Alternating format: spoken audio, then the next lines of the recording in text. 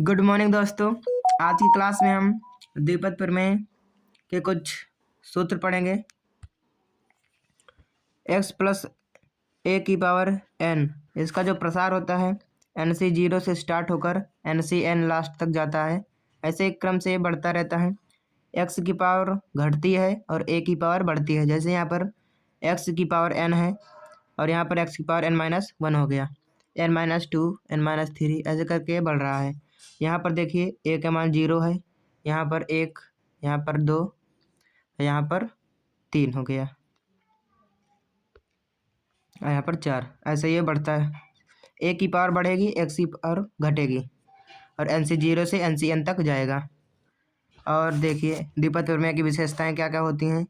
पदों की संख्या वो होगी n+1, जैसे कि a प्लस बी का होल स्क्वायर। अब इसमें कितने पद बनेंगे विस्तार करने पर? n का मान 2 है, 2 में हम 1 ऐड कर लेंगे, 3 आ जाएगा, तो इसमें 3 पद बन जाएंगे। अब चलिए और देखते हैं। x व a की घातों का योग n होगा। जैसे यहाँ पर देखिए x का घात n-2 है, n-2 हो गया, और a की पावर 2, इनका योग 2 2 कट जाएगा, n आ गया। यहाँ पर देखिए वही लिखा था, x व a की घातों का योग n होता है। और पहले पद का गुणांक अंतिम पद के गुणांक के बराबर होगा। जैसे n से 0 है, n से 0 का मान बराबर होगा n से n के।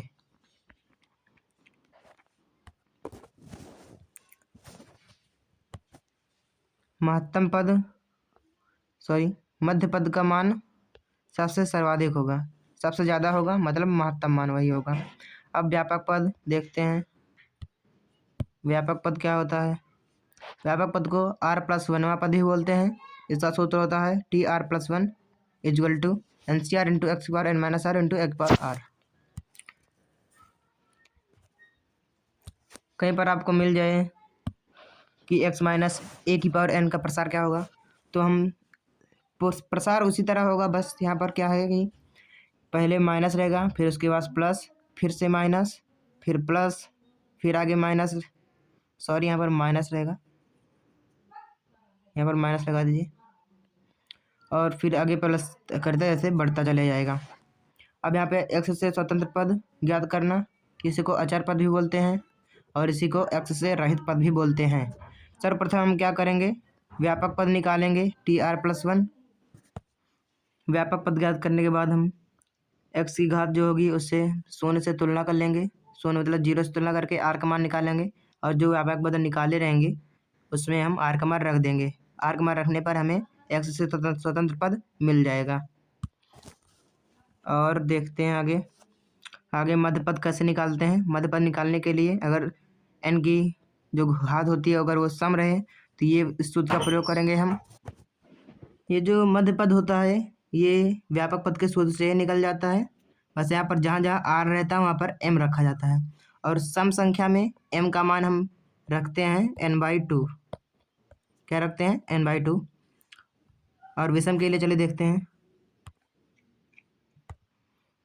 विषम के लिए क्या करते हैं, सूत्र वही रहेगा व्यापक पद का, बस जहाँ पर r रहेगा वहाँ पर m रख देंगे, और इसमें m का मान एक बार हम n+1/2 रखेंगे और एक बार n-1/2 रखेंगे। इसमें 2 बनते हैं सूत्र, और दोनों ही हमें ज़रूरत होती है निकालने के लिए या मध्य पद, क्योंकि इसमें अगर संख्या घात विषम रहेगी तो मध्य पद 2 बनेंगे, और दोनों विषम मध्य पद निकालने के लिए इन दोनों सूत्र का प्रयोग करते हैं। और ये एक सूत्र हो गया। अब चलिए देखते हैं आगे। x की पावर n का गुणांक कैसे याद करते हैं। सबसे पहले वही व्यापक पद निकालेंगे। व्यापक पद निकालने के बाद x की घात की तुलना n से करेंगे। जो हमें x की पावर n दिया रहता है, इस n की तुलना हम x के घात से करेंगे, और जो r का मान आएगा उसे हम व्यापक पद में रख देंगे। ऐसे में मिल जाएगा x की पावर n का गुणांक।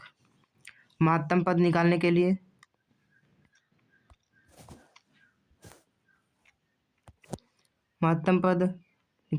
Tr+1/Tr निकालेंगे।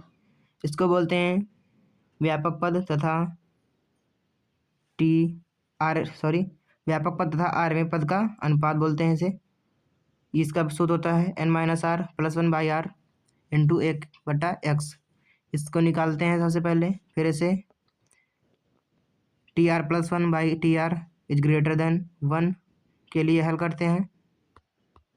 हल करने के बाद इसमें जो आएगा हमारा निष्कर्ष, आरवां पद या तो हमारा महत्तम होगा और या ही r+1वां पद महत्तम होगा। अब कैसे जानेंगे कि आरवां पद होगा या फिर r+1वां पद? अगर आपका r का मान 7.6 ऐसे करके आ रहा है तो इसका मान क्या होगा? r का मान 7 से बड़ा है, तो हम 7 से बड़ा मतलब 8 लेंगे, और इसका हम जो यहाँ पर r व्यापक पद रहेगा उसमें 7 रखेंगे, तो हमारा t7+1 बराबर t8 आ जाएगा। तो हम इस तरह से 8वां पद निकाल लेंगे। तो दोस्तों आशा करता हूँ वीडियो अच्छी लगे हो, और अगर अच्छी लगी है तो लाइक कर दीजिएगा, चैनल पर नए हैं तो सब्सक्राइब कर दीजिए। धन्यवाद।